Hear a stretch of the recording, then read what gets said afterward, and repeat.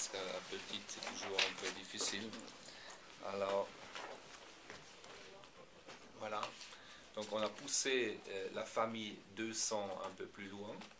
On a poussé la famille 200, on a commencé en 2007 avec la 201. En 2008, on a changé vers la 202, où on a amené une automatique derrière avec les turbines automatiques.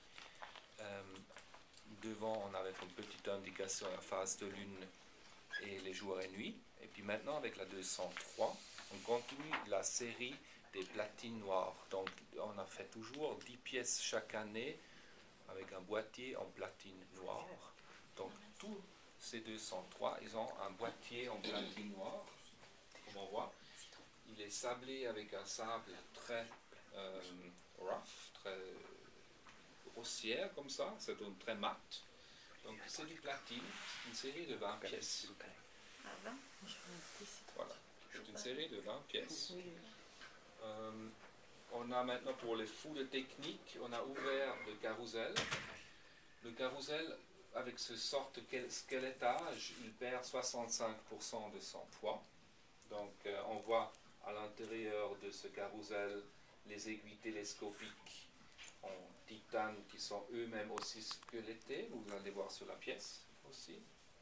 Après, on voit ici ouvertement le transporteur. Chaque aile a un petit transporteur qui lie la longueur avec cette came. Cette longueur, cette distance, cette mesure est donnée dans le centre, depuis le centre, elle est mise sur l'aiguille télescopique, et puis l'aiguille télescopique suit toujours parfaitement la ligne des minutes. Donc on peut voir maintenant comment fonctionne réellement pour les fous de technique. En réalité, mieux comprendre quel est le fonctionnement de la pièce. Donc j'ai déjà senti maintenant les derniers... Bon, c'est le premier jour, mais c'est le premier jour où je montre cette pièce, que ceux qui sont vraiment intéressés comment ça marche, ils sont intrigués de voir tout d'un coup comment elle fonctionne, cette 200. Les gens qui sont plus esthétiques, ils sont presque plus attirés vers la 202 parce qu'il y a plus de volume, elle est plus forte. Ça, c'est plus filigrane.